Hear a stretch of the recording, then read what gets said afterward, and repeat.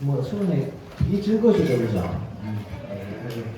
그 장소도 너무 좋고 밥도 맛있고 사람도 좋고 보니까 교재도 나누시면서 또 많은 것을 배우고 이 자리에 많이 받았습니다. 지금부터는 그 예배 역사에 대해서 강의를 진행해 보려고 하는데, 사실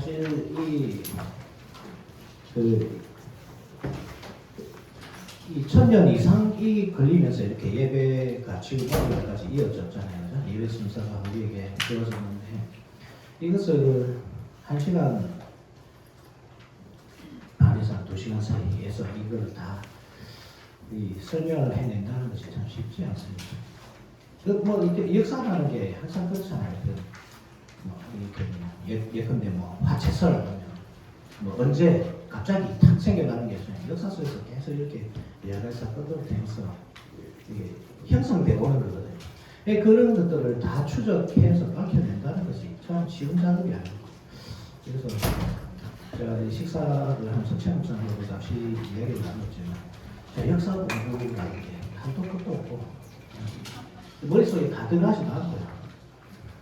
일단은 제가 할 수 있는 데까지 제가 이 강의를 하겠습니다. 여러분들에게 일단 유익이 되었으면 좋겠고, 다른 것보다 우리가 지금 드리고 있는 예배가 그 어떤 기준에서 지금 이 예배 순서가 있는지, 또 그것이 과연 정통성이 있는지, 또 정통성이 없다면 또 어떻게 우리가 정통성을 쫓아서 바른 예배 순서를 확립할 수 있을지, 이런 것들을 함께 고민해 보면서 나눴으면 좋겠습니다.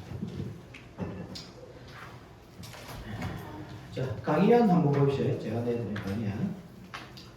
예배의 역사. 예배는 무엇인가? 예배는 무엇인가? 이건 뭔가 내일 또 최 목사님도 하실 거기 때문에. 그렇죠. 아마 접근 방법도 조금 다를 수도 있습니다. 이 사람에 따라 좀 다르게 할 수 있습니다. 자, 예배는 무엇인가? 예배는 하나님께서 사람을 언약 안에서 만나는 행위입니다. 사람이 하나님께 무엇인가 해드리는 시간이 아니라 하나님이 사람을 위해 오시는 사건입니다. 요 정의가 중요하죠. 왜냐하면 근대주의 이후로 예배의 중심이 사람으로 나갔거든요.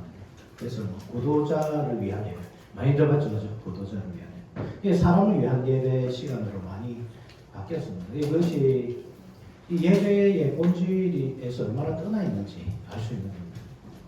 예배는 하나님께서 오시는 사건입니다. 그래서 사람이 하나님을 위해서 무엇을 해드린다, 이 개념을 여러분들 보여줘야 됩니다. 내가 우리가 이렇게 생각하기 쉬운 게, 예배 시간에 내가 잘 참석하고 빠지지 않고, 또 내가 헌신을 하고 뭐 섬기고 헌금으로 섬기고, 내가 이렇게 교회를 위해서 헌신했는데, 이게 엄청 불신앙적인 표현이라 말입니다. 내가 하나님께 해드린 것이 아니고 하나님께서 우리를 위해서 하시는 거죠. 자, 1-1 예배의 출발점은 인간이 아니라 하나님이십니다. 언약적 예배에서 가장 중요한 개념은 하나님이 먼저 찾아오시는 것입니다. 아브라함이 하나님을 찾으신 것이 아니라 하나님이 아브라함을 찾으시고 언약을 맺으셨습니다. 창세기 12장 2절. 그 후 아브라함은 제단을 쌓았습니다. 제단을 쌓았다, 이런 성경에 이런 표현이 나오면 예배를 드렸다, 이렇게 이해하시면 됩니다. 즉 하나님의 부르심, 그리고 인간의 예배 순입니다. 우리 예배 순서에 하나님의 부르심이 가장 앞서는 이유입니다. 하나님이 먼저 우리를 부르시고 그 부르심에 대한 응답이 예배다, 이 말입니다. 두 번째, 예배는 언약의 하나님을 만나는 행위입니다. 그것을 위해 하나님은 하나 좀 추가해 주십시오. 시간과 장소를 마련하십니다. 시간과 장소. 시공이죠, 시공. 그래서 성경을 보면 하나님께서 그 공간을 거룩하게 만드시고 그 거룩한 장소에 사람을 부르시기도 하지만 시간을 거룩하게 만드시고 그 시간에 부르시기도 하잖아요. 그러니까 이 시간과 공간을 초월해 계시는 분이 하나님이시거든요. 그분은 그 시간과 공간을 초월해 계시지만 우리는 어쨌든 시간과 공간 속에 한정되어 있잖아요. 그런 우리를 위해 찾아오시는데 아무 시간이나 아무 장소나 오시는 것이 아니라 하나님께서 정하신 시간에 정하신 때에 찾으신다. 이 사실을 잘 기억하셔야 됩니다. 이사야 58장 13절에 이런 말씀이 있거든요. 만일 안식일에 내 발을 거하여 내 성일에 오락을 행하지 아니하고 안식일을 일컬어 즐거운 날이라 여호와의 성일을 존귀한 날이라 하여 이를 존귀하게 여기고 내 길로 행하지 아니하며 내 오락을 구하지 아니하며 상사로운 말을 하지 아니하며 뭐라고 그러죠? 만일 안식일에 내 발을 거하여. 그러니까 안식일의 개념 자체가 그 하나의 은유적이고 시적인 표현일 수 있겠지만 이 안식일이라는 그 시간의 개념을 공간의 개념으로 이렇게 표현하고 있죠. 시간인데 분명히 시간은 우리가 어떻게 발로 이렇게 밟을 수 있는 그런 시간이 아니잖아요, 그렇지? 그렇지만 그 시간을 네 발로 더럽히지 말라. 그게 무슨 말이냐? 아브라함 조슈아 헤셀이라는 사람이 있는데 시간 속의 안식이에요. 안식이라는 아마 책으로 요즘에 나올 겁니다. 거기 보면 이제 그 개념을 잘 설명해 놨는데요. 우리가 성전으로 그러니까 공간의 어떤 거룩성을 생각한다고 할 때에 그 구약의 개념이 있어요. 이 땅에서 가장 거룩한 곳이라고 하면 지성소잖아요. 그래서 지성소잖아요. 가장 거룩한 데서. 지성소보다 조금 덜 거룩한 곳이 성소거든요. 그리고 성전이고, 그리고 예루살렘이고, 그리고 가나안 땅이고, 그리고 온 세상이잖아요. 그러니까 이 성전으로 갈수록, 지성소로 갈수록 계속 더 거룩해집니다. 거룩의 계급이 있습니다. 그렇게 공간을 볼 때, 시간도 볼 때 그런 거룩의 계급이 있단 말입니다. 안식일이 가장 거룩한데, 그게 바로 시간 속에 있는 지성소다 이 말입니다. 그러니까 우리가 안식일을 함부로 하는 것, 그죠? 안식일날 내가 마음대로 그 시간을 사용하고 오락을 행하는 그것이 무엇을 하는 거냐면 그 시간 속의 공간은 그 거룩한 공간을 내가 더럽히는 행위다 이 말이에요. 짓밟는 행위다 이 말이에요. 그러니까 네 발을 금하라 이렇게 말합니다. 그러니까 시공 두 개로 생각해야 됩니다. 우리가 하나님을 만나는 시간과 공간 두 가지를 다 생각해야 됩니다. 우리가 그 안식일은 조금 쉽게 생각하는 경향이 있는데 안식일이 상당히 중요합니다. 그렇게 생각해 보면, 그죠? 네 번째 개념, 다섯 번째 개념, 여섯 번째 개념, 일곱 번째 개념 쭉 있지만 살인하지 말라 그 명령에 대해서는 얼마나 조심합니까? 누가 그죠? 목사님 살인하러 가도 되겠습니까? 이렇게 물어보는 사람 아무도 없잖아요. 그게 비상식적인 것이 맞잖아요, 그죠? 그런데 우리가 목사님 내일 주일이지만 내가 어디 가야 됩니다. 이건 너무 쉽게 얘기한단 말입니다. 같은 개념인데. 그게 무슨 말이냐면 우리가 이 시간의 개념을 모르는 겁니다. 시간의 거룩의 개념. 시간도 그 거룩의 계급이 있다는 사실 아셔야 돼요. 하나님께서 그렇게 이 성경 전체에 이렇게 표현해 놓으셨어요. 우리가 중요한 시간입니다. 시간과 공간 두 개다.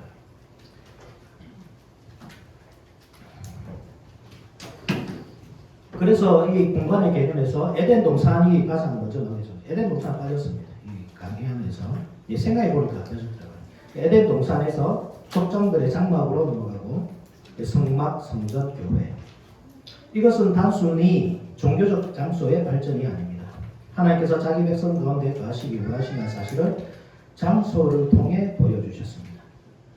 그리스도께서 오심으로 그 개념은 완성됩니다. 말씀이 육신인데요. 우리 가운데 거하심에 스케놓고 장막을 치시고 성막을 치시고 1-3 예배는 반드시 말씀이 있습니다. 언약은 기본적으로 하나님께서 말씀하시는 것입니다. 시대산 언약을 돌려보십시오. 하나님이 말씀하시고 그 백성은 됐습니다. 그것을 위해 모세는 산을 오르락 내리락 합니다. 오르락 내리락인데 출애굽기 보면 그 언약을 내신 장면이 7번 그죠? 제 기억으로는 7번 오르락 내리락. 올라가서 하나님 말씀 듣고 땅에 와서 백성들에게 말씀드려요. 7번 반복합니다. 하나님의 부르심, 말씀하심, 백성의 응답.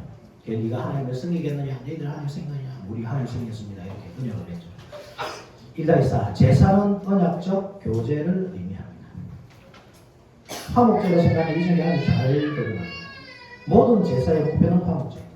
이거 한번 확인해 볼까요? 레위기 9장 한번 봅시다.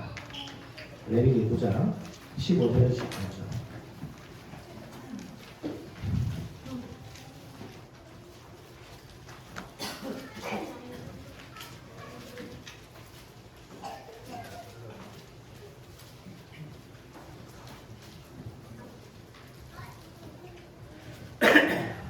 (15절에서 18절) 한번 보십시오.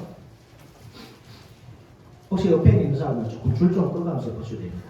자, 15절 보시면 그가 또 백성의 예물을 드리되 곧 백성을 위한 속죄제의 염소를 가져다가 잡아 전과 같이 죄를 위하여 드리고 속죄제 가져다가 드리죠.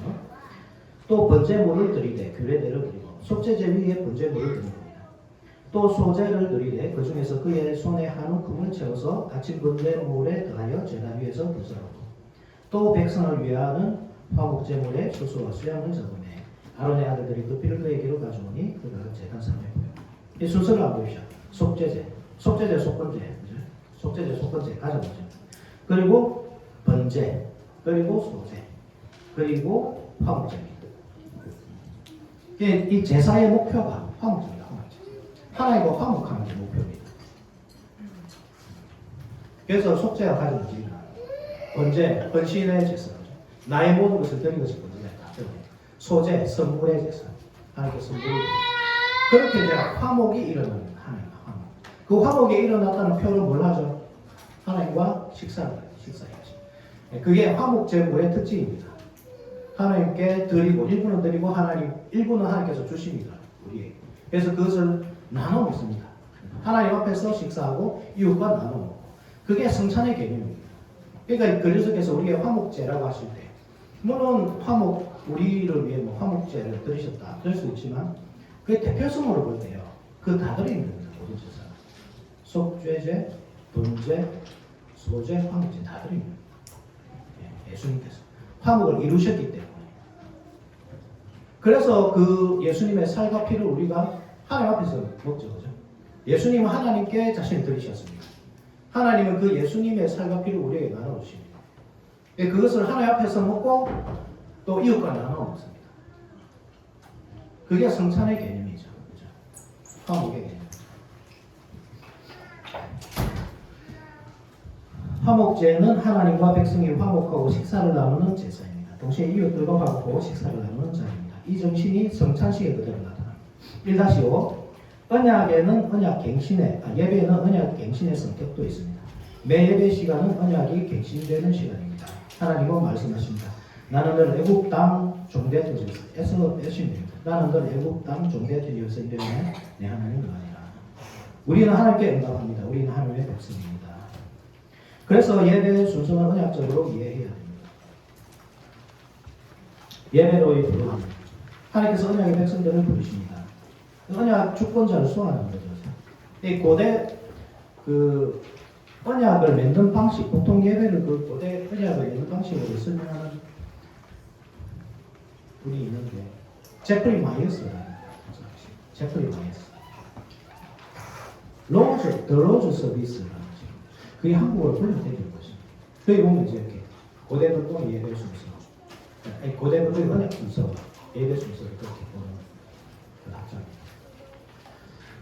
그리고 어쨌든 그 예배 자체가 그 언약을 맺는 고대 근동에서 조약을 맺는 그 대왕과 봉신 사이 조약을 맺는 그 순서로 이렇게 되어 있다.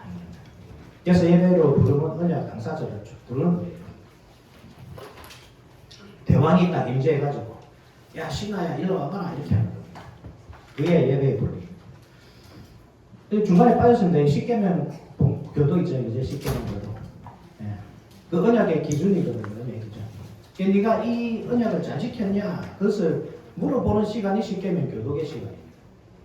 십계명 교독을 할 때 우리는 찔림을 받죠. 살해하지 말지니라 하는데 우리는 이웃을 미워했잖아요. 그러니까 항상 찔림을 받는 겁니다. 십계명 교독에서. 아 내가 언약에 불신실한 자이구나. 그래서 뭘 합니까? 죄를 고백하죠. 언약의 근거에서 용서를 구합니다. 그때 우리의 대왕이신 하나님은 사죄를 선언해 주십니다. 네 죄가 사함받았다. 그리고 새로운 말씀을 주시죠. 그죠? 성경 봉독 설교. 이게 보통 우리는 성경 봉독의 중요성이 별로 중요하게 생각 안 하는데 사실 성경 봉독이 엄청 중요합니다. 성경 봉독은 하나님께서 직접 말씀하는 시간입니다. 그래서 이 옛날 그 교회 초대기 요즘에도 좀 이 보수적인 교회에서는 성경 봉독 시간이 따로 있지만 구약 성경 한 장, 신약 성경 한 장 따로 있습니다. 그 이런 시간이 있습니다. 우리는 예배 시간이 너무 길기 때문에 길어지기 때문에 보통 생략을 하죠. 생략하는데 성경 봉독은 설교와 다르게 하나님께 직접 말씀하십니다. 그 시간에. 그래서 성경 봉독을 할 때 우리는 하나님의 음성을 듣는 겁니다. 그 시간에. 그리고 설교는 그 말씀을 이제 해석해서 하는 거기 때문에 이건 또 하나님 같은 하나님 말씀이라도 조금 성격이 다르다. 그래서 성경 봉독 설교예요. 다시 언약의 교정을 주는 겁니다. 네가 이 말씀대로 살아라. 네가 나의 백성이라면 이 말씀대로 살아야 돼. 이렇게 주는 거예요. 그리고 그 응답으로 찬송하죠. 찬송. 그리고 하나님께 기도하고. 찬송과 기도가 이렇게 떨어져 있다는 게 이게 하나의 순서가 있다는 거예요. 우리 이 기존 교회라 좀 이상하네요. 표현이 제가 표현이 좀 이상스럽더라도 좀 이해해 주십시오. 예, 저도 이제 예전에 제 묘교회도 다녔고 여러 교회를 제가 부교육자로서 경험해봤지만 찬송 가장 이상한 예배 형태가 뭐냐면 예배 순서 중에 가장 이상한 게 뭐냐면 흥금하면서 찬송하는 거. 이게 찬송이 따로 있는 겁니다. 이게 찬송 시간이. 이게 흥금 찬송 이게 뭐하고 똑같냐면 성경 봉독하면서 설교가 똑같은 겁니다. 그죠? 순서를 섞어버린 겁니다. 한쪽에서는 성경 봉독하고 있는데 한쪽에서 설교하는 것도 똑같은 겁니다. 이상하잖아요. 그러니까 같이 쓰는 게 아닙니다. 찬송 순서가 따로 있고 기도 순서가 따로 있고 그리고 흥금 순서가 따로 있는 겁니다. 찬송하면서 흥금하시겠습니다. 이게 엄청 이상한 거라고 해요. 이게 이해하시겠습니까? 찬송 순서가 따로 있습니다. 그리고 헌금, 언약적 감사와 헌신, 자신을 드리는 것이 헌금 가장 헌금은 나의 가장 좋은 것을 드리는 겁니다. 어제 제가 말씀드렸죠, 그지? 가장 좋은 것. 나의 가장 좋은 것은 나 자신입니다. 그것을 명심하셔야 돼요. 나는 나 자신을 드리기 때문에 항상 이상으로 갑니다. 이러면 그것도 이상하거든요. 내 자신을 드리면 되지. 하나님 나로 만족하셔야지 뭐. 여자친구에서 내가 바로 선물이야. 그러다 뺨 맞고 헤어집니다. 헤어집니다. 이거 총각들 잘 얘기해야 됩니다. 그 마음은 그 물질에서 드러나잖아요. 내가 정말 아끼고 사는 사람에게는 아끼지 않잖아요. 그래. 나 자신을 드리는 게 가장 중요한데, 근데 내가 가장 사랑하는 게 내가 그 마음을 표현할 수 있는 가장 좋은 게 무엇인가 생각해보면 답이 나오겠죠. 그렇죠? 그리고 이제 성찬을 하는 겁니다. 성찬. 이게 이제 화해가 됐다 이 말입니다. 여기까지. 화해가 이루어졌기 때문에 하나님께서 우리를 식탁으로 초대해 주시고 함께 식사를 나눈 겁니다. 우리와 함께. 성찬이 참 중요한 것이 이거죠. 하나님과 내가 이제 화해가 됐구나. 이제 하나님의 식탁에 나를 초대해 주시고 먹이시고 입히시는구나. 이것을 느끼는 시간이기 때문에 너무나 중요한 시간입니다. 축도 언약의 복을 선포하는 겁니다. 왜 언약 갱신이라는 것은 그래서 이 예배가 언약 갱신이라는 의미인데 언약의 갱신이라는 것이 새 언약을 세운다 이 뜻은 아닙니다. 언약이라는 것은 깨지지 않고 그리스도께서 세우신 언약은 깨지지 않고 그대로입니다. 그러니까 이것을 좀 제가 쉽게 한번 설명해 보면 이렇습니다. 부부가 그죠? 엄청 싸우잖아요, 그죠? 엄청 싸웠습니다. 너무나 이게 꼴보기 싫은 짓을 저렇게 막 졸고 그죠? 엄청 꼴보기 싫은 말 중요한 이야기인데 졸고 이렇게 얼마나 열받습니까? 그러니까 우리 이혼합시다. 도장 찍었어요. 다 찍고 꼭정해서 딱 해버린 겁니다. 그리고 이제 다음 주 주일날 만나서 우리 다시 합칩시다. 그때 우리가 너무 급했어요. 다시 합칩시다. 이게 언약 갱신이 아니란 말입니다. 언약 갱신이란 예배가 언약 갱신이라는 의미가 뭐냐면 사이가 소원해지는 거예요. 이 졸기 때문에 너무나 사랑하지만 졸기 때문에 관계가 서운해지는 겁니다. 그래서 그 관계를 다시 회복하는 것이 갱신입니다. 그래서 뭐가 필요합니까? 두 분 다시 졸지 않겠습니다. 죄송합니다. 이게 필요합니다. 그러면 하나님께서 그래 두 분 다시 졸지 마. 그럼 다시 우리 관계는 다시 깊어졌어. 우리 다시 너무나 한때 조금 사랑하는 부부지만 조금 멀어졌지만 다시 이제 가까워졌어. 이렇게 되는 게 이게 예배란 말입니다. 이게 완전히 단절됐다가 다시 합치는 것이 아니고 서원해져. 그게 뭡니까? 죄 때문에 그런 거죠. 죄 때문에 하나님 서원해진 그 관계가 예배에서 다시 아주 긴밀하게 합쳐져요. 자, 1-7 봅시다. 넘어가서 하나님은 당신의 백성을 만나기 위해 장소와 시간을 마련하십니다. 자, 회막 있죠. 회막, 오헬 모에드. 회막을 오헬을 모에드라고 합니다. 오헬 뭐 빨간색은 장막, 텐트 이런 뜻이 모에드 절약대 시간, 약대 단수 뭐 이런 뜻입니다. 성막은 미식한이거든요. 우리는 회막과 성막을 이렇게 그 같은 말인데 교차적으로 사용하다 보통 이렇게 이해하잖아요. 어떤 때는 성막이라 하기도 하고 어떤 때는 회막이라 하기도 하고. 마이클 모라렌스라는 학자는 어떻게 보냐면 이 성막이 회막으로 이렇게 나아가는 것. 그것이 이 목적이라고 봅니다. 마이클 모랄레스가 한국은 그 책 참 좋습니다. 그런데 그 일리가 있죠, 그죠? 그러니까 출애굽기 마지막에 보면 분명히 성막 다 완성하면서 끝나야 정상이거든요, 그죠? 성막이 완성되면 끝이잖아요. 그게 목표니까. 에덴 동산으로부터 한번 다시 처음으로 돌아갔어, 그죠? 에덴 동산으로부터 한번 출발해 봅시다. 에덴 동산, 거기서 사람이 쫓겨났습니다. 그럼 사람의 목표는 뭡니까? 다시 그 집으로 돌아가는 겁니다. 에덴 동산으로. 그죠? 신락원 됐잖아요. 신락원. 다시 복락원 되는 게 사람의 목표란 말입니다. 그래서 아벨의 제사가 중요하다 했잖아요. 아벨의 제사가 왜 중요하느냐? 그 잃어버린 낙원을 그래서 하나님과 이 단절된 교제를 회복시켜주는 것. 그것이 아벨의 예배였거든요. 이게 너무나 중요한 겁니다. 그런데 그것이 불완전하단 말입니다. 계속 족장들의 장막, 그죠? 그리고 성막까지 이어지는 그 과정을 보면 너무나 불완전한데 성막이 딱 완성됨으로써 가끔씩 하나님께서 오시던 하나님, 족장들의 장막으로서 가끔씩 옵니다. 아브라함에게 13년 만에 나타나고 일하잖아요. 한 번씩 여러분 한번 생각해 보십시오. 우리가 그리스도인인데 예배를 13년 만에 한번 드렸다 생각해 보십시오. 그래서 매주 우리가 드리지만 우리 좀 지겨우니까 10년 뒤에 목사님 만납시다 이렇게 해가지고 자, 김영미 장로님 10년 뒤에 다시 이 자리에 오십시오 이렇게. 그죠? 이상하죠, 그죠? 근데 그때는 그랬다면 족장들의 시대 멀리 계시다 하나님이 13년에 딱 찾아가고 아브라함아 부르시는 거예요. 그런데 성막이 딱 완성되면서 어떻게 되냐면 하나님이 상주하시는 거예요. 그곳에 엄청난 발전이 거예요. 성막이라는 것이. 그죠? 그게 성막입니다. 그러니까 성막이 딱 완성되고 하나님이 임재하시고 임마누엘이 완성된 거잖아요. 하나님 임재하시고 우리와 함께 거하시면서 항상 상주하시면서 우리가 뭐 물어볼 것 있으면 하나님께 가서 물어보고 내가 죄를 지었다 하나님께 진성 들어가서 하나님 잘못했습니다 하면 하나님께서 그 죄를 사해 주시고 그 놀라운 시대가 딱 하나님의 통치하시는 그 시대가 딱 열렸는데 이 아름다운 세상 끝! 출애굽기에서 끝 그게 좋잖아요. 근데 내일 끝나지 않고 레위기로 이어진단 말입니다. 레위기로. 그게 왜냐하면 출애굽기 한번 찾아봅시다. 출애굽기 4장 한번 봅시다.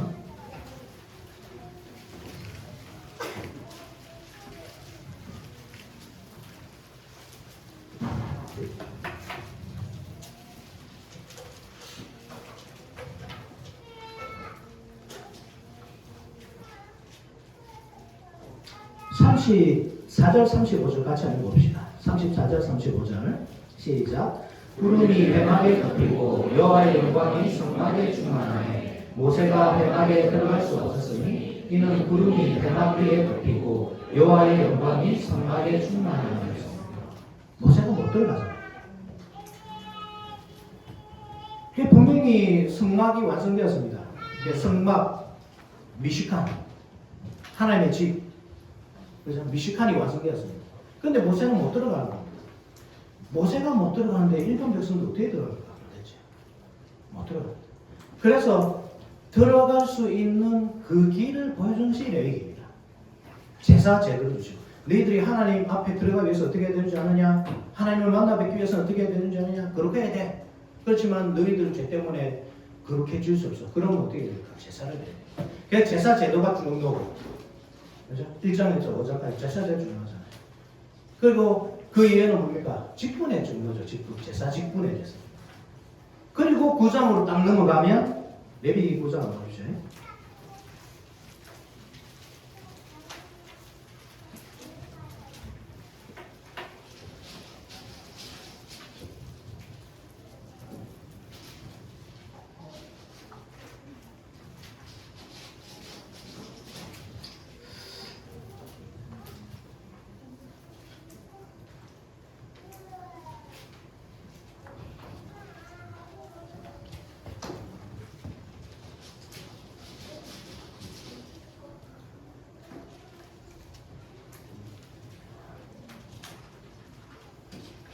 구장에 이게 표시가 없는데 이거 다 읽을 수도 없고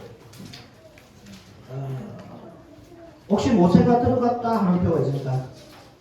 그들이 오전에 그들이 모세가 명령한 모든 것을 여 앞으로 가져오고 온 회성이 나와 여 앞에서 모세가 이르되 이는 여호와께서 너에게 하라고 명하신 것이 여호와의 영광이 너에게 나타나리라.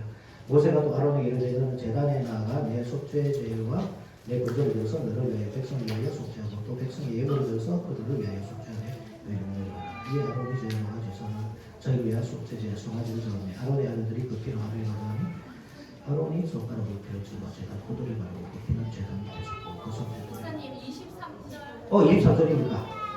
미안합니다. 다 읽을 못했다. 23절 같이 읽어봅시다.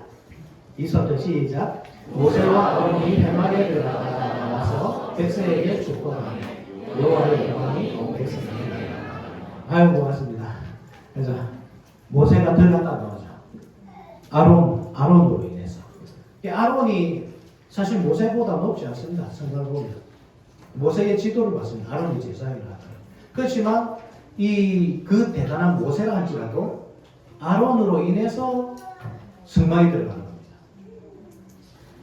이게 직분의 중요성입니다. 직분의 중요성. 레위기가 그렇게 그것을 위해 기록됐다 이 말입니다. 그래서 성막은 그렇습니다. 성막은 하나님의 집입니다. 하나님이 거하시는 집입니다. 회막은 무엇이냐? 하나님이 그 백성들과 만나는 장소입니다. 그래서 성막으로 끝나면 안 되고 회막으로 나아가야 됩니다. 그 말입니다. 자, 표를 한번 보시죠.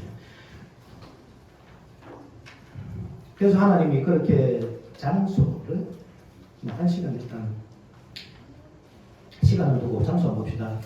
원예배 에덴 동산이죠, 그죠? 에덴 동산. 창조 안식하면서 창조주 하나님께 영광을 돌리는 그것이 첫 번째 예배였습니다. 그런데 첫 번째 예배는 실패합니다. 나중에 보겠지만.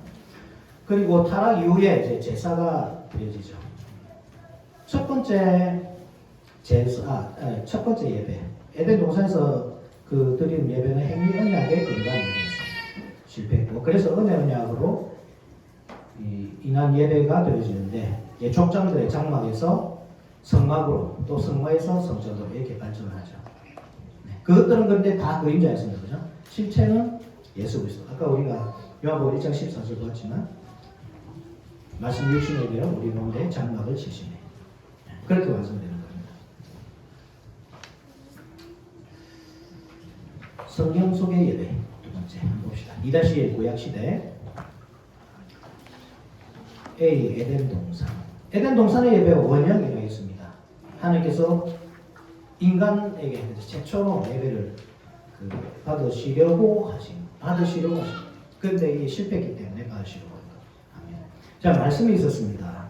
생명하고 번성하라 이런 말씀 주시고, 그리고 중요한 명령을 주시고, 이 다른 모든 실감 내가 먹을 수 있지만 성곽을 알게 하는 마음에 실감만큼은 먹지 마라. 그 말씀을 주셨습니다. 아멘 해야 되죠, 그죠? 근데 아멘 안 했습니다. 그래서 먹었습니다. 그래서 하나님께서 예배받기 위해서 딱 찾아오셨을 때 하나님께서 아담과 하와를 부르시잖아요. 부르심이 뭡니까? 예배의 부르심이거든요. 언약의 그 대왕이신 하나님께서 자기의 백성을 부르시는 겁니다. 예배에서. 그래서 아담이 어디냐 딱 부르는데 하나님 제가 여기 있습니다 해야 되는데 나무 뒤에 숨어버려요. 그래서 그 예배가 더 이상 진행되지 않습니다. 이 찬송이 없죠. 하나님께 마땅히 돌려드릴 찬송이 없습니다. 기도도 없습니다. 그죠? 성찬도 없습니다. 원래 성찬이 뭡니까? 생명나무 실과. 생명나무 실과를 먹고 하나님 앞에서 먹고 영원한 삶을 사는 것. 그것이 하나님의 뜻이었지만 이게 없어진 거예요. 축복도 없습니다. 예배 전체가 실패합니다. 그래서 은혜 언약으로 넘어갑니다. 하나님께서 원시 복음을 주시고 여자의 우선에 대한 약속을 주시고 이제 은혜 언약을 시작합니다. 이 족장들의 장막입니다. 족장들의 장막은 항상 에덴 동산을 바라보고 있다는 사실 기억하셔야 됩니다. 그래서 이 족장들의 장막의 특징이 뭐냐면 그 나무를 심는다, 그죠? 나무를 심는다. 혹은 나무 곁에 장막을 심는다. 그리고 우물을 파는 것. 이게 엄청 중요한 이 족장들의 장막의 특징입니다. 나무와의 관계가 있습니다. 이 에덴 동산을 연상시키는 겁니다. 에덴 동산의 생명나무와 성곽을 알리는 나무에 그 나무가 있었잖아요. 그리고 물이 에덴으로부터 발원해서 동산을 적시고 네개강이 되어 흘러가는데 이게 에덴 동산의 엄청 중요한 특징이거든요. 그것을 이렇게 실현하는 것이 이 족장들의 장막입니다. 그래서 나무 그리고 우물 이게 나누어집니다. 그리고 성막과 성전을 옮겨줍니다. 이것은 가변성입니다. 항상 이 족장들의 장막은 물론 하나님께서 그들을 찾아오시고 그들을 만나주시고 그 은혜야 뭐 비교할 수 없이 큰 거지만 가변성이 있습니다. 왜 그렇습니까? 우물을 팠는데 원수가 와서 막아버리죠. 그죠? 막아버리고 빼앗기도 하고 쫓겨나기도 하고 그렇거든요. 아까도 말했지만 하나님은 13년 만에 나타나기도 하고 그것이 족장들의 장막의 한계라는 거예요. 그것이 이 비약적으로 발전한 것이 이제 이 에덴의 성막. 성막에 보면 이 천사들이 새겨져 있죠. 천사들이 새겨져 있고 그리고 항상 드러난 우물이 있죠. 물두멍. 그래서 뭐 따로 족장들이 파지어야 됩니다. 항상 있습니다. 그것은. 자, 성막과 성전의 예배를 한번 봅시다. 그래서 이 예배 순서가 있다 이 말이 아닌데 이게 제가 지금 여기 기록해 놓은 것은 예배 순서를 말하는 것이 아니고 예배 요소 이런 예배 요소들이 있었다. 네, 그것을 이해하시면 되겠습니다. 저 말씀이 있었죠. 그 찬송이 있었습니다. 기도가 있고 성찬이 있고 화목제 그리고 축복이 있습니다. 축복. 민수 6장 27절. 그렇게 해서 이제 신약 시대로 넘어갑니다. 한 장 넘어가서 신약 시대의 예배 요소 한번 보십시오. 이 많이 발전하죠, 그죠? 말씀이 있고, 그 찬송이 있습니다. 그리고 기도가 있고, 봉헌이 있습니다. 자, 4번의 봉헌, 7번의 헌금 이게 이게 왜 따로 있습니까? 이게 따로 있습니다, 그죠? 봉헌과 헌금. 이 봉헌이라는 것이 뭐냐? 이것이 그 성찬에 대한 봉헌입니다. 그러니까 그때는 지금 우리 그 목사님이 직접 사시죠, 땅을 사고 토대를 사고 이거를 이제 직분자들이 준비를 하지만 초대교회 시대에는 직접 가져왔으면 되겠어요. 하는 사람 같이 한번 찾아볼까요? 고린도 전서 11장 봅시다. 고린도전서 11장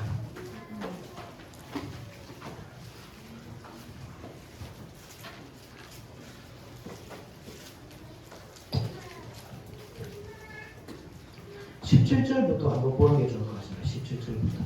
제가 한번 읽어보겠습니다. 여러분 눈으로 한번 다 읽어보십시오. 내가 명하는 이 일에 너희를 칭찬하지 아니하나니 이는 너희의 모임이 유익이 못되고 도리어 해로움이라. 먼저 너희가 교회에 모일 때에 너희 중에 분쟁이 있다 함을 듣고 어느 정도 믿거니와 너희 중에 파당이 있어야 너희 중에 옳다 인정함을 받을 자들이 나타나게 됩니다. 그래서 너희가 함께 모여서 주의 만찬을 먹을 수 없으니 이는 먹을 때에 각각 자기의 만찬을 먼저 갖다 먹으므로 어떤 사람은 시작하고 어떤 사람은 취하며 자기의 만찬을 가지고 오죠. 그죠?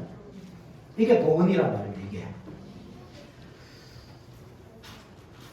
너희가 먹고 마실 집이 없느냐 너희가 하나님의 교회를 업신여기고 빈궁한 자들을 부끄럽게 하느냐 내가 너에게 무슨 말을 하랴 너희를 칭찬하랴 이것으로 칭찬하지 않으라. 그러니까 지금 사도 바울이 분노하는 이유가 뭡니까? 꾸짖는 이유가 뭐죠? 빈궁한 자들을 놔두죠. 그죠? 그러니까 자기들끼리 가지고 이 부자들이 갖고 와서 아주 한상 가득 차려놓고는 자기 먹고 마시고 취하고 있는 겁니다. 이 가난한 자들은 이제 뒤에 옵니다. 가난한 자들이 왜 뒤에 오겠습니까? 보통 노예들이죠. 노예들, 종들. 그러니까 이게 이 주인이 주일이라고 해서 안 쉬잖아요. 주인이 뭐 합니까? 주일날 사냥 가죠. 사냥 가고 낚시 가고. 그냥 종들이 따라가는 겁니다. 그래서 꽁을 잡으면 가서 막 주워오고 그 일을 하는 겁니다. 그 일을 마치고 이제 뒤늦게 예배에 합류를 하는 것들이 있어요. 그럼 그 예배 자리에서 이미 먹고 마시고 취해 있는 거예요. 부자들은. 그것을 보여주고 있는 겁니다. 그리고 한번 계절 보십시오. 23절에 내가 너희에게 전한 것은 주께 받은 것이니 곧 주 예수께서 잡히시는 밤에 떡을 가지사 축사시고 떼어 이르시되 이것은 너희를 위하는 내 몸이니 이것을 행해 나를 기념하시고 19에 또한 그와 같이 잔을 가지시고 이르시되 이 잔은 내 피로 씹은 새 명이니 이것을 행하여 마실 때마다 나를 기념하셨으니 너희가 이 떡을 먹으며 이 잔을 마실 때마다 주의 죽으심을 그가 오실 때까지 전하는 것이니라. 이게 성찬의 의미다. 너희들 부자들끼리 모여서 먹고 즐기는 것이 성찬의 의미가 아니고 이것이 바로 성찬의 의미다. 28절 사람이 자기를 살피고 그 후에 이 떡을 먹고 이 잔을 마실지니 주의 몸을 분별하지 못하고 먹고 마신 자는 자기의 죄를 먹고 마시는 것입니다. 보통 전통적인 해석은 이것을 우리가 예수 그리스도의 살과 피의 의미를 잘 이해해야 됩니다. 죄가 있는 채로 나오면 안 된다 이래서. 근데 문맥을 보십시오. 문맥이 뭡니까? 빈궁한 자를 돌보지 않는 것. 빈궁한 자를 돌보지 않는 것 그것이 주의 몸을 분별하지 못하고 먹고 마시는 것. 문맥에서 그렇습니다. 물론 이게 전통적인 해석을 나갈 수 있죠. 왜냐하면 빈궁한 자를 돌보지 않고 자기가 가져왔기 때문에 자기가 먹는다. 이 개념이 뭐냐면 이게 결국은 그 근본적인 원인은 아담과 하와의 죄가 같습니다. 교만이다. 교만. 자기가 갖고 왔으니까 자기가 먹는 거잖아요. 자기 거라고 생각하는 겁니다. 하나님께 드린 것이 아니라. 그러니까 주의 몸을 분별하지 못하고 먹고 마시는 것이고 그것이 우리 전통적인 해석으로 충분히 해석할 수 있습니다. 그렇지만 1차적으로는 가난한 자를 돌보지 않는 것 그것이 주의 몸을 분별하지 못하고 먹고 마시는 것입니다. 그래 이게 왜 봉헌인 줄 알겠죠? 그죠? 봉헌. 하나님께 드리는 겁니다. 그 시대는 그랬습니다. 떡과 그렇죠? 포도주를 가져가서 하나님께 딱 드리는 겁니다. 하나님께서 그것을 받으십니다. 받으시고 어떻게 합니까? 가난하든 부하든 동등하게 똑같이 나눠줍니다.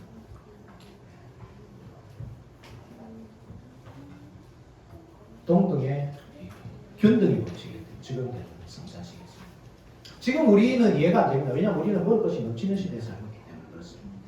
근데 그 시대에는 그런 시대가 아니기 때문에 그렇습니다. 자, 그것이 봉헌입니다. 그리고 세례이고 성찬이고 그리고 헌금 시간이 또 따로 있죠. 이게 가난한 자를 돌보도록 구제하도록 그래서 따로 또 하는 거예요. 그리고 축복이 있습니다. 예배 순서가 아닙니다. 제가 분명히 말씀드립니다. 예배 순서가 아니고 예배 요소다. 이런 요소들이 있었습니다. 신약시대에. 자, 초대교회 시대로 가봅시다. 초대교회 예배는 회당 예배를 이었습니다. 왜냐하면 초대교회 구성원들이 유대인들이었거든요. 대부분 개종한 유대인들이었습니다. 그래서 회당 예배를 그대로 가져와서 했습니다. 처음에. 순교자 유스틴 하여튼 저스틴 영어 발음은 저스틴 하기로 아니면 유스티누스 이래 하든지 그죠? 왜 유스틴을 했을까요? 유스티누스 저스틴 변증서 또 하나 더 하십시오. 이게 더 있습니다. 히폴리투스의 사도 전승 등의 자료를 토대로 이 예배 순서가 구성되었습니다. 학자들에서 제가 선택한 거. 저도 책을 참고한 겁니다. 자, 한번 봅시다. 1부, 2부로 나눠지죠, 그죠? 1부, 2부. 어떻게 나눠집니까? 말씀 예배와 성찬 기도 예배. 이렇게 나눠집니다. 자, 1부 말씀 예배. 예배의 시작에 대한 선언 및 파단. 감독이 이렇게 말합니다. 주께서 여러분과 함께 하시기를 빕니다. 회중들은 감독에게 이렇게 응답합니다. 당신에게도 함께 하소서. 그리고 성경 공독을 합니다. 구약. 시편 혹은 찬송을 부르죠. 찬송은 이제 신약에 있는 말씀들을 곡으로 만든 것. 그리고 성경 공독도 있습니다. 신약에서 신성. 그리고 또 그에 대한 응답으로 시편 혹은 찬송을 부릅니다. 그리고 또 성경 공독을 합니다. 사복음서. 성경 공독 엄청 많이 하죠, 그죠? 그리고 설교를 합니다. 야, 이 정도 됐으면 이제 거의 막 기절합니다. 현대의 성도들 같은 경우. 근데 이 시대는 다 일어서서 예배 드렸다는 것을 기억해 상기해 봅시다.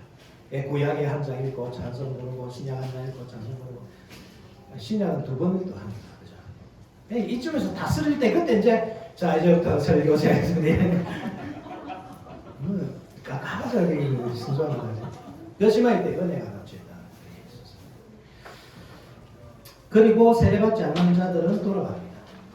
요게 이제 그 미사의 그 거는 미사의 시작이 이렇게 됩니다. 이게 미사가 이제 이렇게 이어지거든요. 그래서 이 그 세례받지 않는 사람들은 돌아가셔요. 이게 미사가 그 디스미설이에요. 디스미설 해체 돌아가요. 그리고 남은 사람들끼리 이제 성찬을 합니다. 그래서 2부 예배 이어지는 겁니다. 2부 예배 성찬과 기도. 기도도 한번 보십시오. 1부 예배는 기도가 없었죠, 그죠? 이것도 특이하죠. 초대교회에서 2부에 기도가 있습니다. 왜냐하면 불신자는 기도에 참여할 수가 없었기 때문입니다. 회중은 성령으로 그리스도의 기도 사에게 동참한다고 이제 봤기 때문에 그 성령이 없는 불신자들은 이 기도 사에게 참여할 수 없다 이렇게 봤던 겁니다. 그래서 다 돌려보내고 일단 초심자들은 다 돌려보내고 그 다음에 이 세례교인들, 성찬교인들끼리 모여서 기도하고 시작했다 이 말입니다. 그래서 이번 성만찬 감독의 인사와 회중의 화장 있고 평화의 입맞춤이 있습니다. 평화의 입맞춤 하니까 엄청 설레면서 총각들 뭐 주일마다 뭐 전쟁이 자리 전쟁이 일어날 것 같지 않습니까? 그렇지만 남자들끼리 여자들끼리 그런 입맞춤이었습니다. 좋다가 많았죠, 그지? 그리고 봉헌이 있습니다. 이렇게 가죠, 그죠? 빵과 포도주를 봉헌합니다. 그래서 집사들이 상을 차립니다. 한번 보십시오. 집사들이 상을 차리고 포도주는 은잔 안에 붓습니다. 서로 대화하고 기도합니다. 감독과 집사가 떡을 뗍니다. 감독과 집사가 회중에게 떡과잔을 나눠줍니다. 축도합니다. 왜 이 감독과 집사가 이 일을 하는지 아시겠습니까? 집사가 이 여기서 중요한 역할을 하잖아요. 이게 그 우리 장로교 전통에서는 이제 장로가 떡을 나눠줍니다. 그러니까 보통 이제 현대교에서는 그 집행과 그리고 분배, 집행과 분배를 분리하잖아요, 그죠? 집행은 목사가 하죠. 그런데 분배를 집사가 하나, 장로가 하냐 이게 좀 의견이 갈릴 수 있거든요. 보통 우리 장로교에서는 장로들이 하지만 이 시대는 집사가 있다. 이 왜 집사가 가능하냐면 이게 봉헌이기 때문에 그렇습니다. 봉헌의 개념이기 때문에 이게 가난한 성도들을 나누는 개념이기 때문에 그렇습니다. 그래서 감독과 집사가 되지만 감독의 그 역할은 장로의 역할이 포함되어 있겠죠. 왜냐하면 장로가 가르치는 장로, 다스리는 장로가 같이 언급되는 것이기 때문에 여기에 삼직분이 함께 하는 겁니다. 그래서 이거는 우리가 조금 한번 생각해 봅시다. 왜냐하면 우리 동네연합교회는 그 집사님들이 여기에 그 분배에 참여하죠, 그죠? 지금 분배에 참여하는데 이제 이 개념을 한번 알고서 이제 해야 됩니다. 하더라도 알고서 해야 됩니다. 이것이 가난한 자를 위한 함께 그러니까 균등의 법칙으로 그죠? 나누는 개념에서 이게 좋은 의미잖아요. 그렇지만 또 여기에 단점은 또 뭐가 있냐면 떡을 받을 사람과 안 받을 사람 그러니까 저희 교회에 이런 일이 있었습니다.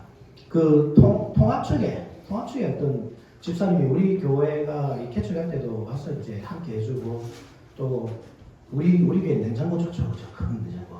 그것도 기증하신 분이시거든요.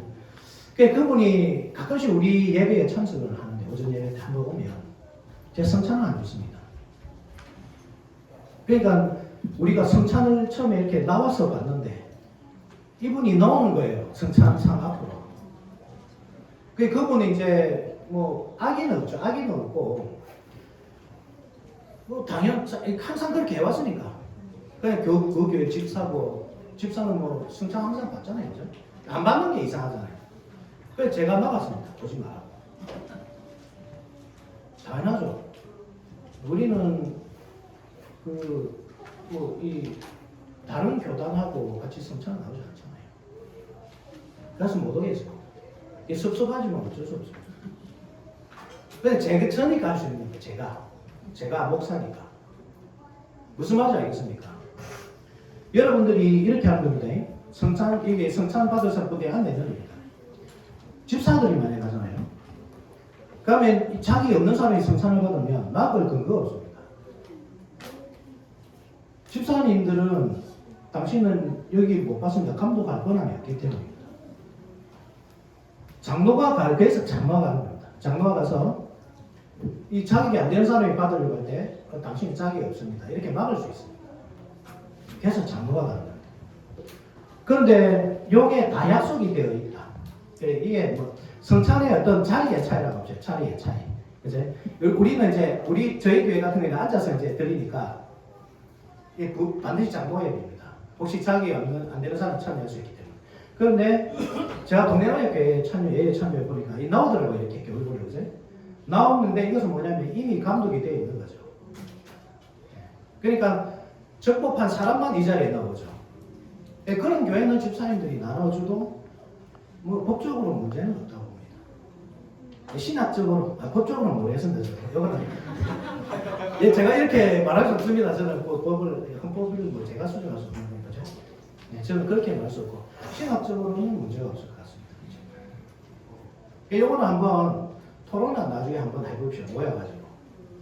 그래서 혹시 우리 교회는 형편상 집사들이 이 분배하는 일, 이게 실행은 목사가 반드시 해야 됩니다. 이것은 뭐 집사가 할 수 없습니다. 그렇지만 분배하는 일에 집사가 참여해야 된다. 우리 교회 형편상. 그렇게 하면 자리 문제, 이걸 반드시 약속을 하고 가야 됩니다. 그죠? 앉아있으면 그게 구분이 안 됩니다. 어려울 수 있습니다. 이게 문제가 어려워질 수 있습니다. 그런데 앞으로 나가지고 혹은 따로 성찬상에 같이 앉아서 성찬을 드리는 사람만 따로 앉는다. 그러면 충분히 가능할 수 있을 것 같습니다.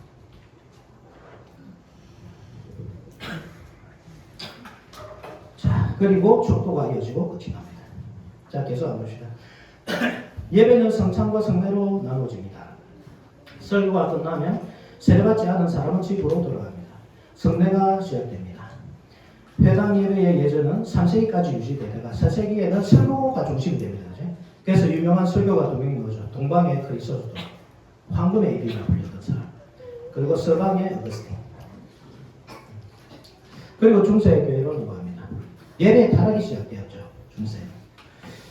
5세기 게르만 민족의 대이동과 로마 제국의 붕괴로 성직자들의 교육 수준이 하락했습니다. 8, 9세기 카롤린거의 문예 부분은 어느 정도 개선됐지만 전반적으로 이렇게 되었죠. 샤를마는 대제 알죠, 그죠? 샤를마니 대제. 그 사람이 대학교 도시락을 했잖아요. 그들은 예전이나 성례전 집례, 고해 성사도 이해 못했지만 무엇보다도 설교를 제대로 하지 못했습니다. 그래서 설교가 없었던 것은 아닙니다. 이게 이 성직자들의 수준이 이 질이 많이 떨어졌기 때문에 설교를 준비하지 못했기 때문에 표준 강해집을 만들어가지고 다 100%를 해서 이제 그 강해집을 보고 읽도록 했습니다. 설교가 없었던 것이 아니고 이렇게 표준 강해집을 보고 읽도록 했습니다. 중세기 초반에 그랬습니다. 많은 일을 했죠. 그러니까 이 예배 순서를 보면 엄청 복잡해지잖아요. 그렇지만 그 무엇도 설명할 수 없는 예배 형태가 이어졌습니다. 라틴어로 하자. 알아듣고 자기도 못 알아듣는 그 말로. 성도도 못 알아듣고 자기도 못 알아듣고. 자, 카롤린과 왕조 시대에 표준화된 예전 한번 봅시오. 1부 말씀, 2부 성찬 이렇게 나눠집니다.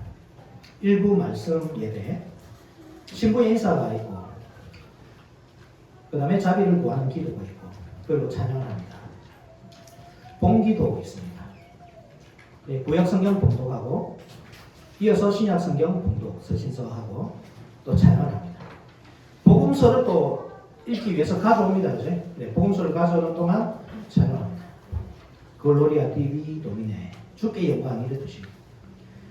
그리고 복음서 낭독을 하고, 영창, 삼성찬이죠. 트리사기오, 거룩, 요거, 그죠? 거룩하다. 이 찬송 부르고, 설교, 리타니, 연도, 바닥기도. 이는 이제 교창 형식의 기도입니다. 교창 형식의 기도. 한쪽이 이렇게 기도하면 또 한쪽이 이렇게 기도하는 시간. 그리고 세례 교인만 남고 나머지는 해석합니다. 이때 미사 에스트 이렇게 합니다. 그때 이때 미사 넣어줘서 이때 미사 에스트. 가라, 모임이 끝났다 이 뜻이거든요. 모임 끝났다. 그게 미사라는 뜻이 그렇단 말입니다. 미사라. 왜 로마 가톨릭은 예배를 안 하고 미사라 하느냐? 일부 말씀 예배가 끝나고 다 돌려보낸 겁니다. 그리고 믿는 사람만 나와서 성찬 예배를 하잖아요. 일부 말씀 예배가 희미해지면서 2부만 남는 겁니다. 2부만. 성찬 예배만. 그래서 미사라고 부릅니다. 예배를. 1. 봉헌. 성찬 예배 1부 봉헌합니다. 똑같은 예배 때도 이제 떡과 포도주를 하나님께 드립니다. 상을 차리는 동안 시편 찬송을 기도합니다. 기도할 대상을 기록한 공식 명부를 읽고 기도합니다. 평안에 입맞춤을 하고 평안을 위한 기도를 합니다. 신부와 회중간에 대화가 있습니다. 주께서 함께 하시기를 바랍니다. 다시 내게도 함께 하소서. 마음을 여십시오. 우리의 마음이 주께로 향하나이다. 하나님께 감사합시다. 그렇게 하는 것이 합당하나이다. 뭔가 천주교 미사 같은 느낌이 좀 듭니까? 그리고 떡과 포도주에 대한 봉헌 기도를 하고 찬양합니다. 산투스는 거룩하시다 이런 뜻입니다. 십자가 모양으로 전시된 떡 가운데서 하나를 포도주에 적십니다. 그러니까 떡을 이렇게 십자가 모양으로 이렇게 전시를 한단 말입니다. 십자가 모양을 딱 전시해놓고 하나를 적시고 주기도문을 하고 이제 성찬 진례를 하시게 나누죠. 주님의 몸 이렇게. 그리고 감사하기도 하고 부제가 해산을 명합니다. 여기도 이제 해산을 하는 거죠. 집에 가야 돼.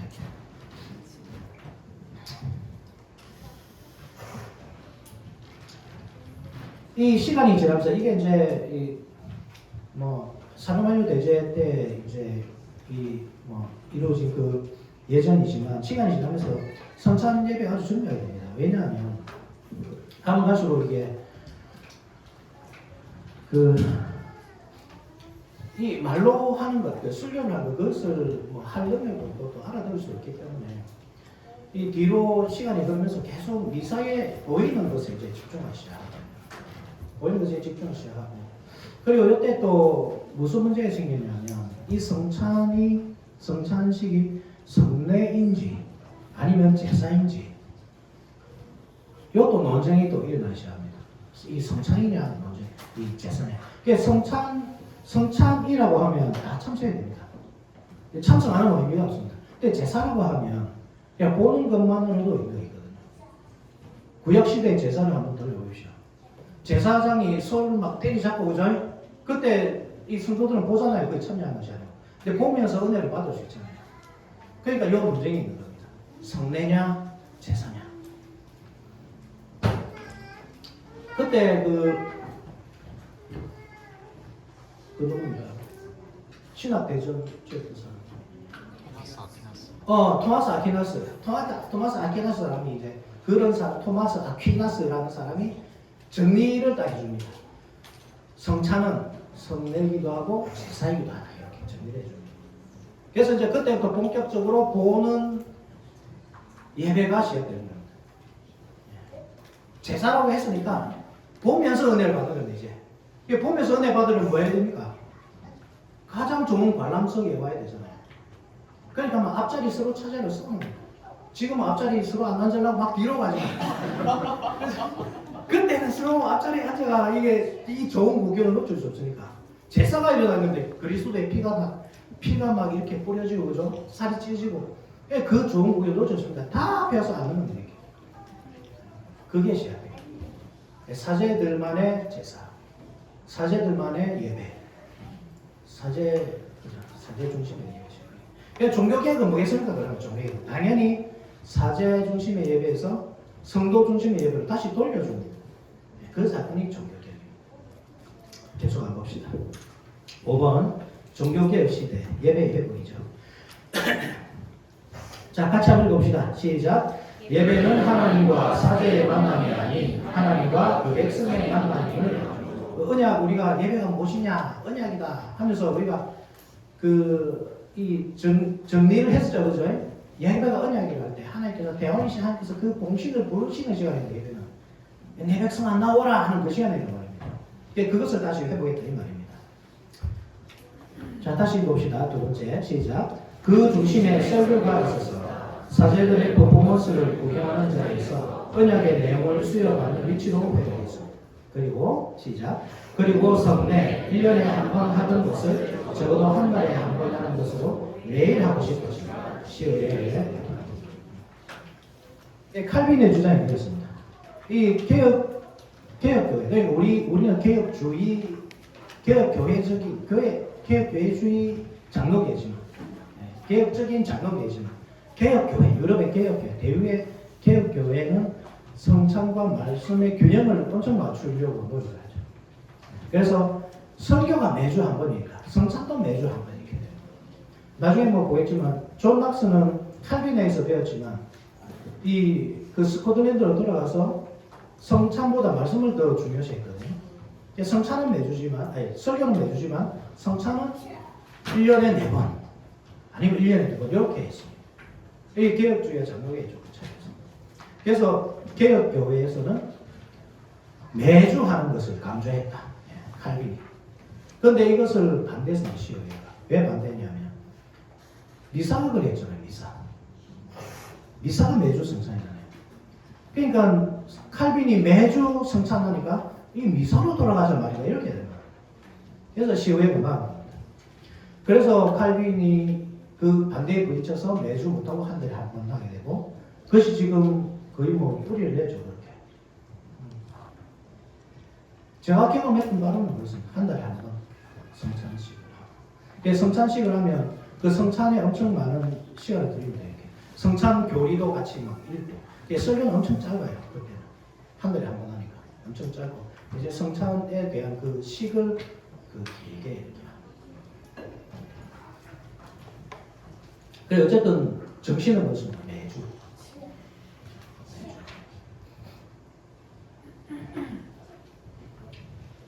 성찬 매주 하는 게 좋습니까? 매주 한 달에 한 번 하는 게 좋습니다. 6개월에 한 번 하는 것도 괜찮습니다. 우리는 어쨌든 종독수의 후예들이니까 한 달에 2번 정도, 1년에 2번 정도도 뭐 괜찮겠어요. 어떻게 생각합니까? 성찬식을 사실 매주 하게 되면 좀 뭐 매너리즘에 빠지기도 실제로 그렇게 주장하는 교수님도 있고 어제 목사님하고 좀 대화를 나눴습니다. 매너리즘에 빠지고 그 의미도 모르고 그런데 우리가 그 성찬의 의미를 잘 이해하면 사실 이게 매주 하는 게 맞습니다. 뭐 이제 뭐 말씀이 매주니까 이 균형이 맞아야 되잖아요. 그죠? 이 들리는 말씀이 매주니까 보이는 말씀은 매주 하는 게 맞다. 이 균형이 맞아야 됩니다. 이것도 맞는 접근이지만 사실 우리가 은혜의 방편이라고 할 때 말씀과 성례와 기도 이렇게 말하지만 성례에 대해서는 사실 자신 있게 말을 못합니다. 그죠? 여러분들이 어떻게 개인적으로 은혜 누리십니까? 이러면 저는 말씀과 성례와 기도로 은혜 누립니다. 이렇게 잘 못하죠. 집에 와서 성례를 어떻게 합니까? 내가. 그래서 내 혼자 내 머리 얹고 바가지 얹고 이렇게 세례를 뭐 이렇게 뭐 갱신합니까? 혼자서 이렇게 바가지 얹고 이렇게 혼자서 이제 밥 한 숟갈 떠서 주님의 몸 이렇게 먹고 뭐 그런 의미는 아닐까 그죠? 그러면 우리가 성찬의 은혜는 어떻게 됩니까? 말씀과 기도는 우리가 한단 말이에요. 집에 와서 말씀도 읽고 기도도 하고 그렇게 하면서 그렇지 말씀과 기도가 은혜의 방편이지. 그러니 성례는 이렇게 좀 외면이 되죠. 그래서 성찬이라는 것이 우리가 하나님 앞에서 하는 것이기도 하지만 이웃과 나누는 것이라는 것을 기억하셔야 됩니다. 그래서 성찬의 은혜를 우리가 어떻게 누리느냐? 여러분들이 이웃과 즐거운 교제를 통해서 누려요. 여러분들이 이웃과 화목하다면 집에 돌아갔습니다. 예배하면서 집에 돌아갔어. 이제 전화하면 김영인 장로님 잘 계십니까? 그죠? 기도 제목 있습니까? 혹시 여정 힘든 거 없습니까? 여러분 기쁘지 않습니다. 이 교제가. 은혜가 안 됩니까? 됩니다. 그렇죠. 근데 되잖아요. 그게 은혜의 방편이 되는 거죠. 이게 우리가 왜 그 은혜의 방편으로서 성례를 우리가 일상에서 못 누리느냐? 우리가 그냥 하나님과 나의 관계로 생각하는 거죠. 항상 함께 나누는데 사실은 화목제라는 것이 이웃과 나누는 건데. 그리고 우리가 국을 끓일 때 뭐 소금을 너무 많이 넣어가지고 너무 짜게 돼가지고 물을 붓다가 막 이렇게 갑자기 막 한 12분 돼버렸어요. 그럼 내 혼자 못 먹으니까 김유희장님 우리 같이 나눠 먹읍시다. 같이 십자가를 줍시다. 웃으러 하는 말이지만 그렇게 나누면서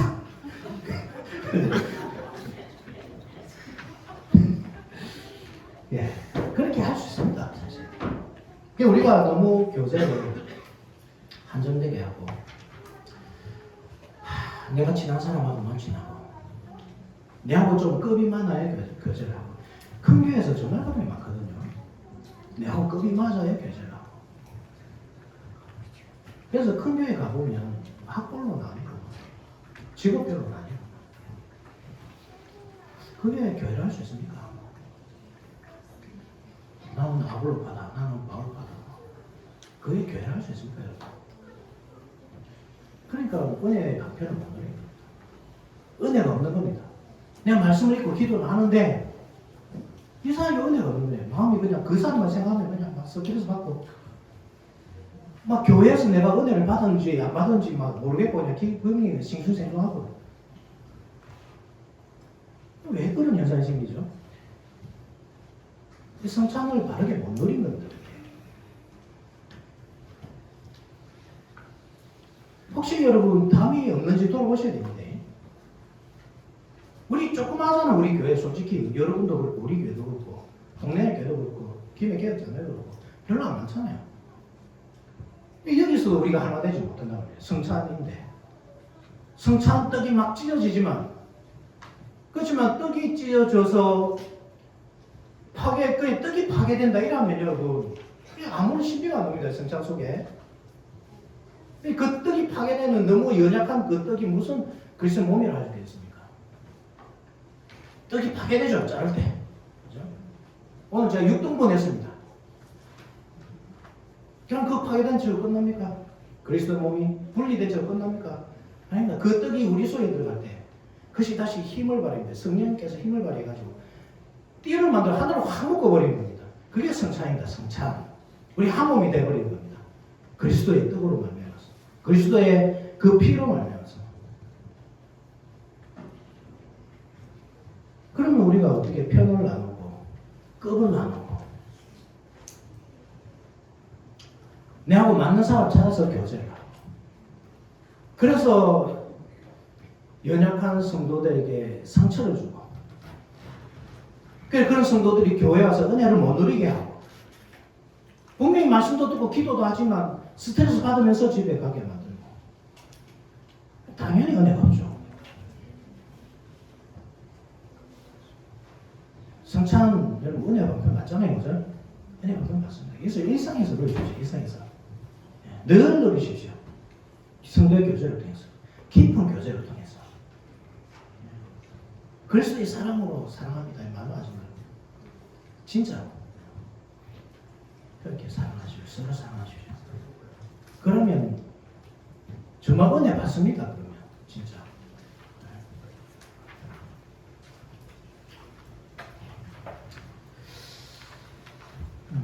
자, 칼뱅의 제네바 예식과 녹스의 장로교 예식. 자, 칼뱅의 그 예배 예식에 대해서 조금 말씀드리자면, 칼뱅은 예배를 규정한 거, 이 예배 순서를 이렇게 딱 규정 딱 해놓고 다 나를 따라 이렇게 안 했습니다. 대부분이 우리가 칼빈주의라고 하잖아요, 그죠?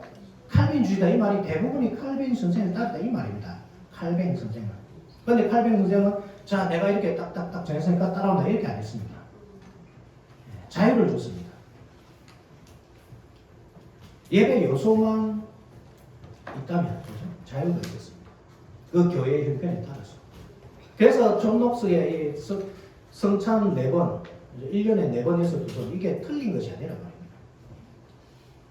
형편에 따라서 그렇게 했겠죠. 자, 한번 봅시다. 네, 다 거의 비슷합니다. 그죠? 회중의 길이 시편 찬송으로 시작하고 죄 고백이 있습니다. 사죄의 선언이 있고 시편 찬송을 부릅니다. 존 녹스 시편의 운율화 이걸 따라간 겁니다. 시편의 운율화가 뭐냐? 원래는 시편 찬송이라면 노래를 부르는 것이 아니고 시편을 외운 거죠.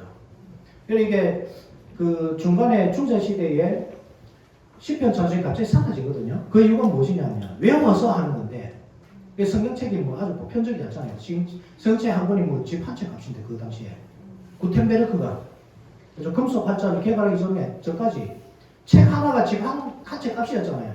성경은 째가지고요 이런 사람들이. 그러니까 외워서 노래를 불러야 된다 시편 찬송을.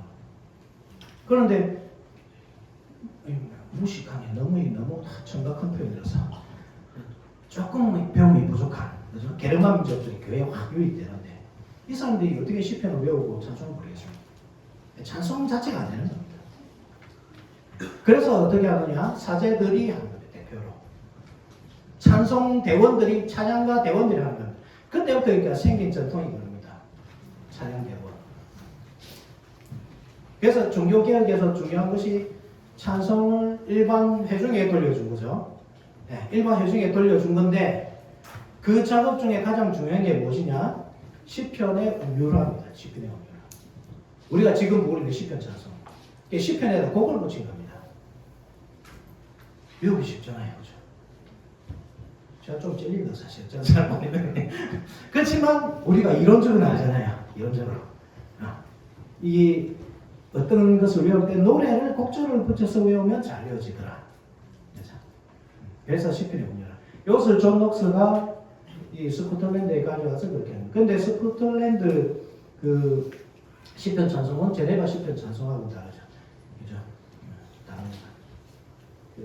우리 찬송가하고 비슷합니다. 스코틀랜드 시편 찬송가. 그리고 우리 찬송가, 우리 곡조가 비슷합니다.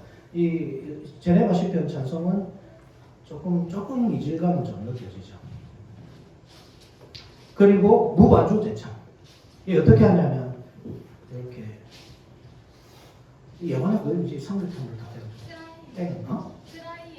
트라이앵글. 그 말고 이렇게 딱 맞추는 거 있지 않나? 땡 하면 그 도에서 하면 위에서 돼요. 뿌리시죠. 뿌리시죠. 아니 저는 음악이 무서운지. 하여튼 제가 스코틀랜드 그 자유교회를 제가 한 6개월 정도 출세한 적이 있었거든요. 이 장로님인지 집사님이 나와서 땡 치면 거기에 맞춰서 같이 부르는 거예요. 반주가 없습니다. 피아노가. 땡 하면 그 소리를 듣고 딱 노래를 다 같이 부르는 겁니다. 엄청 보수적입니다. 스코틀랜드 이 자유교회가. 네. 제가 느끼기로는 이 캐나다 개혁교회보다 더 보수적이었습니다. 진짜 보수적입니다. 그리고 정선자가 뭐냐면 먼저 부르는 겁니다. 땡 치고 거룩 하면 이제 다시 따라 부릅니다. 그걸 맞춰가지고 온 정도가. 그리고 소수의 표준곡조.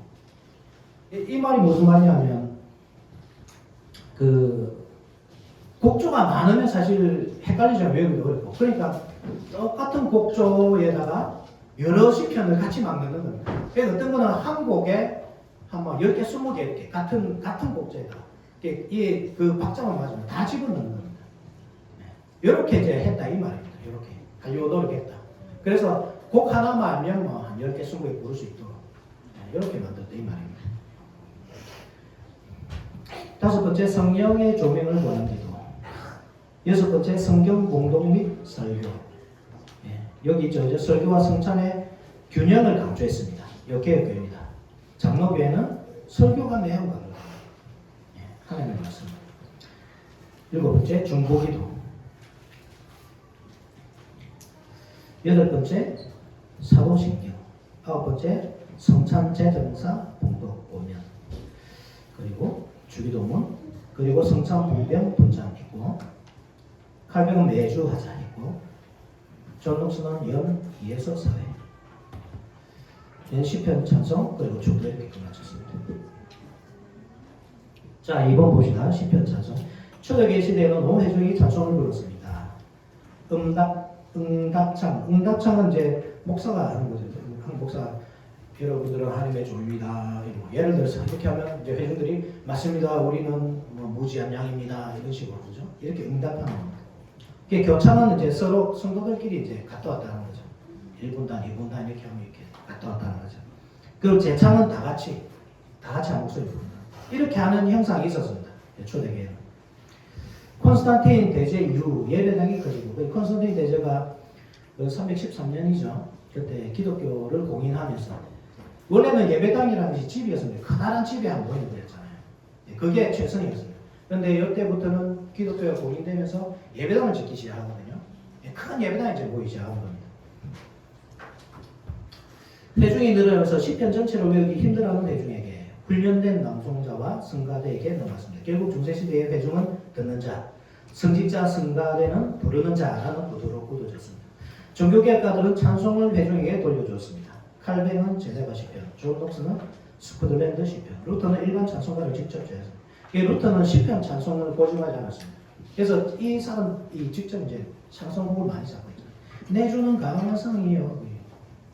마틴 루터가 만든 찬송입니다. 3번 성찬의 집행과 공대.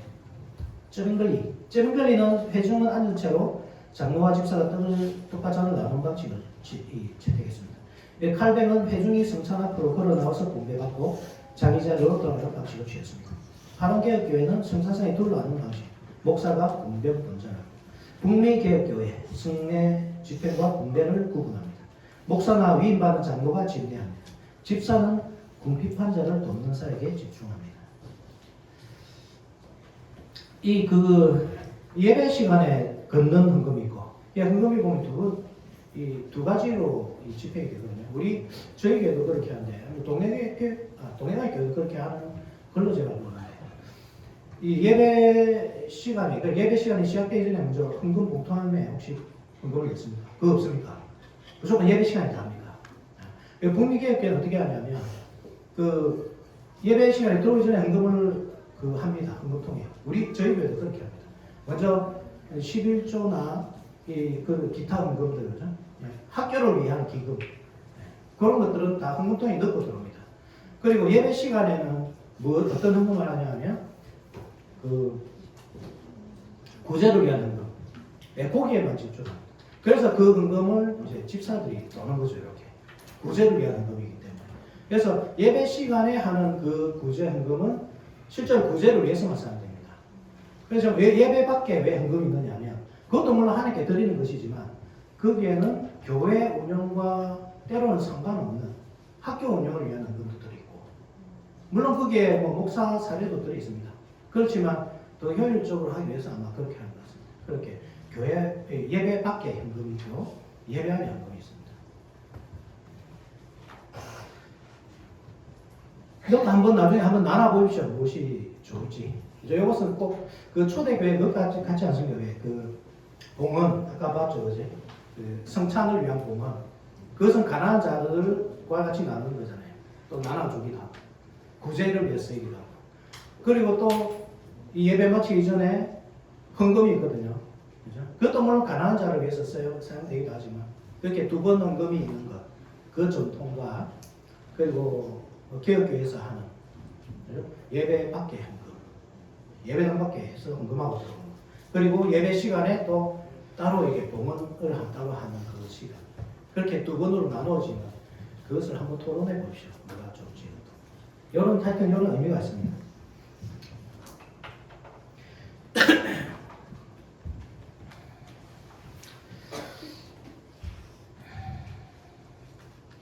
국립개혁교회 성례 집행과 봉배를 구분하고 목사나 위임받은 정도가 집례, 집사는 공표한 자를 돕는 사이지. 이렇게 했죠. 그 집사가 봉배를 돕는 문제. 요거는 앞서 제가 잠시 말씀드렸습니다. 국립개혁교회에서는 열려 있는 편법이 없습니다. 그러니까 이게 뭐 교회에서 직접 누가 해야 된다 이것은 없습니다. 집사는 하면 안 된다 여기 없단 말이에요. 장로만 해야 된다 여기 없단 말이에요. 그래서 어느 정도 열려 있는 것 같습니다. 이것은. 그런데 장로교회는 이제 조금 엄격합니다. 이것은 아까도 말씀드렸지만 감독의 문제이기 때문에 이 성찬에 합당하지 않는 사람이 먹고 마시는 문제, 이것을 막을 수 있는 권한이 있는 사람이 그 장로이기 때문에 그래서 장로가 하는 걸 이렇게 그렇게 엄격하게 합니다. 4. 흥금 순서가 뚜렷이 고정되지 않았습니다. 앞서 우리 예배표를 한번 보면 흥금 시간이 따로 없죠, 그죠? 이런 특징이지 않습니까? 이게 왜 이렇게 없느냐 이 말입니다. A. 구제 흥금은 다원적이었습니다. 제네바에서는 구빈원이 운영되는데 그 재원은 시정부 예산, 벌금 수입, 기부금, 자선 물품 판매 등은 여러 가지였습니다. 그러니까 가난한 자를 구제하는 일을 교회가 한 것이 아니고 시의회에서 했다 이 말입니다. 사회복지처럼 그런 거죠 지금에. 그러니까 따로 이제 구제금 안 했다 이 말입니다. 그렇지만 그 시대를 이해해야 됩니다. 그 시대에는 제네바 시 자체가 큰 교회였습니다. 하나의 교회 공동체였습니다. 이걸 이해하셔야 됩니다. 자, B. 목회자 사례비 재원도 헌금이 아니었습니다. 당시 제네바를 비롯한 여러 종교개혁 도시에서 목사 사례는 대개 구로마 가톨릭 교회 소유였던 성직록. 성직록이 뭐냐면 그 직분, 그죠? 그 사제라는 그 직분에게 대대로 이렇게 주는, 그러니까 직분 자체에 매여 있는 재산이거든요. 교회 재산이죠. 부동산. 혹은 뭐 누가 죽으면서 이렇게 교회 기부를 하면 그게 성직록이 남게 되는 거예요. 이게 뭐 제가 만약에 목사다 그러면 누가 이렇게 뭐 집을 흥분하겠습니다. 그 제 것이 되는 것이 아니고 김해기업 장로교회 목사가 그것을 가지고 있다. 그래서 저는 목사직이 있을 때는 그것을 제가 쓸 수 있습니다. 그것을. 그렇지만 제가 은퇴하고 나면 그거 못 씁니다. 그 다음 어느 목사가 그걸 쓰는 겁니다. 그게 성직록이라는 겁니다. 그것을 다 압수한 겁니다. 시의회에서. 압수해가지고 목사들에게 나눠준 겁니다. 그러니까 헌금이 따로 필요 없었던 겁니다. 자, 근대 서상과 예배. 이건 한번 읽어보십시오. 이게 쉽게 말해서 뭐냐면 근대 이 계몽주의, 그죠? 계몽주의, 인라이트먼트, 인이 들어가듯이 아니죠, 안으로 빛이 들어가다. 그런데 사실은 뭐 어두워진 시기죠. 중세 시대가 어둡다 하고 자기들은 인라이트먼트 이렇게 한다지만 사실 하나님을 배제한 그 운동이기 때문에 뭐 어두워진 시기, 영적으로 어두워진 시기였습니다. 그렇게 해서 하나님 중심에서 다시 사람 중심으로 가는 예배가 말씀도 사람 중심, 기도도 사람 중심. 이러한 전통이 사실 오늘날에 남아있죠. 사람 중심의 예배. 우리가 이것은 지향해야 돼요. 자, 7번째 경건주의 운동의 예배 특징. 경건주의는 개혁주의나 루터파와는 달리 예배 형식 자체를 새로 만든 운동이 아닙니다. 기존 예배의 틀을 유지하면서 그 예배가 형식화되었다는 문제의식에서 출발한 갱신운동입니다. 그러니까 예배 형식 그대로 남아있다 이 말입니다. 그래서 뭐 적어놨지만 내용이 뭐냐, 예배 형식 그대로 유지하되 이것을 갱신하려고 노력했는데 그 방향이 무엇이냐, 교회 안에 교회, 에클레시올라 인 에클레시아, 교회 안에 교회 운동을 한 겁니다. 소그룹 운동 모임이 여기부터 시작되는 겁니다. 예배를 마치고 돌아가서 소그룹 운동 모임을 하는 겁니다. 이게 나중에 감리교회로 넘어가거든요. 그러니까 우리가 이거는 이제 경건주의 운동은 독일에서 시작된 거고, 감리교 운동은 영국에서 시작됐잖아요. 이게 감리교회 그 창시했던 웨슬리가 모라비안 형제들의 영향을 엄청 받은 걸 여러분 잘 아실 겁니다. 그 사람들이 이제 요한 웨슬리가 이제 교회를 개혁하고자 한 겁니다. 그 앵글리칸이 뭐지? 성공회의 이 경직된 그 예배, 그것을 개혁해 보고자 에클레시올라 인 에클레시아 이 운동을 한 겁니다. 교회 속의 교회. 자기들은 감리교회를 만들고자 한 것이 아니고 이 성공회를 개혁해 보고자 시도한 겁니다. 그런데 쫓겨난 거죠, 그죠? 쫓겨나면서 그 운동이 결국 감리교가 태동하는 그 계기가 된 겁니다. 요런 그 역사적인 배경이 있다는 걸 아시면 되겠습니다. 자, 그리고 8번 우리가 나아가야 할 길. 우리가 나아가야 할 길은 무엇이고 했습니까? 저희 우리 성향상 우리는 진보도 있고 보수도 있고 제가 사람을 만나보니까 다 그렇다고요. 진보도 있고 보수도 있고. 근데 개혁주의 목사님들은 대부분 개혁주의를 추구하는 목사는 대부분 진보입니다. 예, 극진보입니다. 극진보.